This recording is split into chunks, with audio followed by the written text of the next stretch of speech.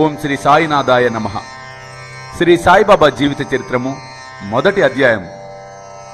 నమస్కారములు. గోధుమలు విసిరిన కథ, దాని వేదాంత ప్రాముఖ్యము. పూర్వ సంప్రదాయము ప్రకారము హేమాడ్ పంత్ శ్రీ సాయి సచ్చరిత్రను నమస్కారములతో ప్రారంభించుచున్నారు.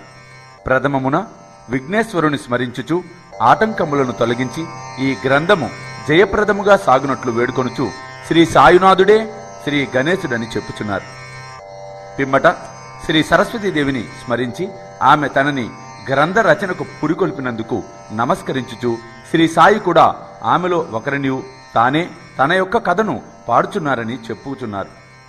తదుపరి సృష్టి స్థితి లయకు కారకులకు బ్రహ్మ విష్ణు మహేశ్వరులను ప్రార్థించి శ్రీ సాయి కూడా వీరిలో ఒకరనియు వారు గొప్ప గురువులనియు వారు మనులను సంసారము నదిని దాటించగలరని చెప్పుచున్నారు.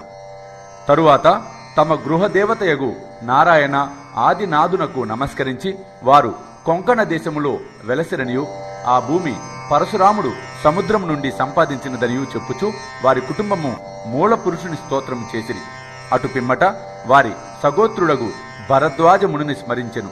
అదియు కాక పలువురు మునులను యాజ్ఞవల్క్యుడు, భృగుడు, పరాశరుడు, నారదుడు, సనక సనందనాథులు, సనత్ కుమారుడు, శుకుడు, సౌనకుడు, విశ్వామిత్రుడు, వశిష్ఠుడు, వాల్మీకి, వామదేవుడు, జైమిని వైశంపాయనుడు, నవయోగీంద్రులను ప్రస్తుత యోగీశ్వరులకు నివృత్తి, జ్ఞానదేవు, సోపాను, ముక్తాబాయి, జనార్దను, ఏకనాథుడు, నామదేవుడు, తుకారాం, కాన్హా, నరహరులను కూడా ప్రార్థించెను.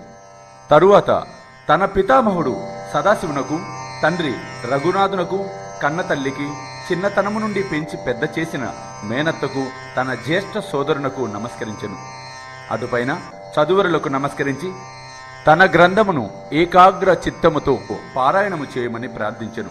తుదకు తన గురువును దత్తావతారమును అగు శ్రీ సాయిబాబాకు నమస్కరించి వారిపై పూర్తిగా ఆధారపడి ఉన్నవాడనని చెప్పుచు ఈ ప్రపంచము మిథ్య అనియు బ్రహ్మమే సత్యమనియు తనకు అనుభవం కలిగించు శక్తి వారికే కలదనియు చెప్పుచు ఈ ప్రపంచములో ఏ ఏ జీవులందు పరమాత్ముడు నివసించుచున్నాడో వారందరికీ నమస్కరించెను. పరాశరుడు, వ్యాసుడు, సౌండిల్యుడు మొదలగుగా గలవారు చెప్పిన భక్తి మార్గములను పొగడి వర్ణించిన పిమ్మట హేమాడ్ పంత్ ఈ క్రింది కథను చెప్పుటకు ప్రారంభించెను. 1910 తదుపరి ఒకనాటి ఉదయమున నేను సిరిడి మసీదులో ఉన్న శ్రీ సాయిబాబా దర్శనం కొరకు వెళ్ళితిని. ఈ క్రింది విషయం గమనించి మిక్కిలి ఆశ్చర్యపడితిని. ముఖ ప్రక్షాళన చేసుకొనిన వెంటనే బాబా గోధుమలు విసురుటకు సంసిద్ధుడగుచుండెను. వారు నేలపై గోనెపరిచి దానిపై తిరుగలు ఉంచిరి.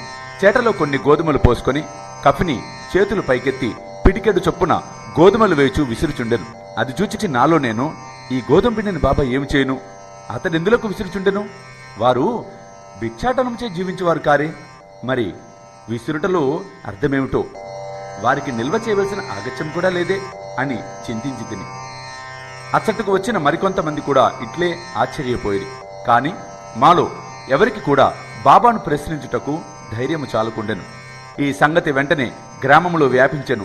ఆ బాల గోపాలము ఈ వింత చర్యను చూచుటకై బాబా వద్ద గుమిగూడిరి.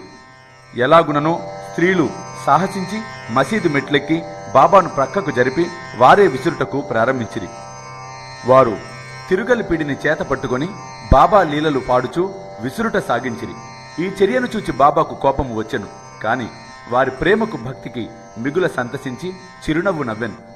విసురునప్పుడు స్త్రీలు తమలో తామిట్లనుకొనిది, బాబాకు ఇల్లు లేదు, పిల్లలు లేరు, ఆస్తిపస్తులు కూడా లేవుగా, వారిపై ఆధారపడిన వారు ఎవరూ లేరు, పోషించవలసిన అవసరం కూడా లేదు, వారు భిక్షాటన నుంచి జీవించేవారు కనుక వారికి రొట్టె చేసుకున్నటకు గోధుమ పిండితో ఏమిక అవసరము? అట్టి పరిస్థితుల్లో బాబాకు గోధుమ పిండితో ఏమి పని? బాబా మిగుల దయార్ద్ర హృదయుడొకటిచే మనకి పిండిని పంచిపెట్టును కాబోలు.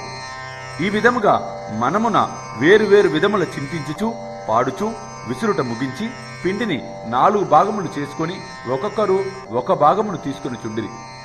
ఇంతవరకు శాంతంగా గమనించుచున్న బాబా లేచి కోపముతో వారిని తిట్టుచూ ఇట్లనెను, ఓ వనితలారా, మీకు పిచ్చి పట్టినదా ఏమి? ఎవరబ్బ సొమ్మనుకొని లూటీ చేయుచుండిరి? మీ వద్ద నుండి గోధుమలేమన్నా తీసుకున్నానా? ఏ కారణం చేత పిండిని తీసుకుపోవుటకు ప్రయత్నించుచున్నారు. సరే, ఇట్లు చేయుడు. పిండిని తీసుకొని పోయి గ్రామపు సరిహద్దులపైన చల్లుడు. ఈ సంగతి విని ఆ వనితలు ఆశ్చర్యపోయిరి, సిగ్గుపడిరి. గుసగుసలాడుకొనుచు ఊరు సరిహద్దుల వద్దకు పోయి బాబా ఆజ్ఞానుసారము పిండిని చల్లిరి. నేను ఇదంతయు చూచి సిరిడి ప్రజలను బాబా చర్యను గూర్చి ప్రశ్నించి తిని, ఊరిలో కలరా జాడ్యము కలదనియు దానిని శాంతింపచేయుటకు ఇది బాబా సాధనమని చెప్పిరి. అప్పుడు వారు విసిరినవి గోధుమలు కావనియు వారు కలరాజాడ్యమును విసిరి ఊరికి అవతల పారద్రోళినని చెప్పిరి. అప్పటి నుండి కలరా తగ్గెను. గ్రామములోని ప్రజలందరూ సంతోషంతో ఉండిరి. ఇదంతయు వినిన నాకు మిక్కిలి సంతసము కలిగెను. దీని గూఢార్థమును తెలుసుకొన కుతూహలం కలిగెను. గోధుమ పిండికి కలరాజాడ్యమునకు సంబంధమేమి? ఈ రెంటికి గల కార్యకారణ సంబంధమేమి? ఒకటిని ఇంకొక దానినెట్లు శాంతింపచేయును? ఇదంతయు అగమ్యగోచరముగా తోచెను. అందుచే నేను తప్పక ఈ విషయమును గూర్చి వ్రాసి బాబా లీలలను మనసారా పాడుకొనుటకు నిశ్చయించుకుంటుని. ఈ లీలను చూచి ఇట్లు భావించుకొని హృదయానందపూరితుడైతిని. ఈ ప్రకారముగా బాబా సచ్చరిత వ్రాయుటకు నేను ప్రేరేపించబడితిని. అట్లే బాబా కృపా కటాక్షముల చేత ఆశీర్వాదముల చేత గ్రంథము నిర్విఘ్నముగను జయప్రదముగను పూర్తయినది. విసురుట దాని వేదాంత భావము. విసురుటను గూర్చి సిరిడి ప్రజలు అనుకొను రీతియే కాక దానిలో వేదాంత భావము కూడా కలదు. సాయిబాబా సిరిడి యందు 60 ఏండ్లు నివసించెను. ఈ కాలమంతయు వారు విసురుచునే ఉండిరి. వారు నిత్యము విసురునది గోధుమలు కావు కాని భక్తుల యొక్క పాపములు, మనోవిచారములు మొదలగునవి. తిరుగలి యొక్క క్రిందిరాయి కర్మ, మీదిరాయి భక్తి. చేతితో పట్టుకొనిన పిడి జ్ఞానము. జ్ఞానోదయమునకు గాని ఆత్మ సాక్షాత్కారమునకు గాని మొట్టమొదలు పాపములను, కోరికలను తుడిచివేయవలేను. అటు పిమ్మట త్రిగుణరాహిత్యము పొందవలెను. అహంకారమును చంపుకొనవలేను. ఇది వినగానే కబీరు కథ జ్ఞప్తికి వచ్చును. ఒకనాడు స్త్రీ ఒకటి తిరుగలిలో ధాన్యమును వేసి విసురుచుండెను. దానిని కబీరు చూచి ఏడ్వసాగెను. వారి గురువగు నిపతి రంజనుడు కారణమడుగగా కబీరిట్లు జవాబిచ్చెను, నేను కూడా ధాన్యమోలే ప్రపంచమును తిరుగలిలో విసురబడదను గదా అనెను.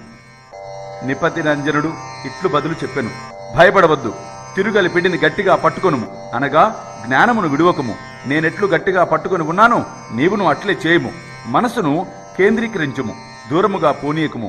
అంతరాత్మను చూచుటకు దృష్టిని లోనికి పోనిమ్ము, నీవు తప్పక రక్షింపబడదువు. ఓం నమో శ్రీ సాయినాథాయ. శాంతి శాంతి శాంతి. మొదటి అధ్యాయము సంపూర్ణము. సర్వం శ్రీ సాయినాథార్పణమస్తు.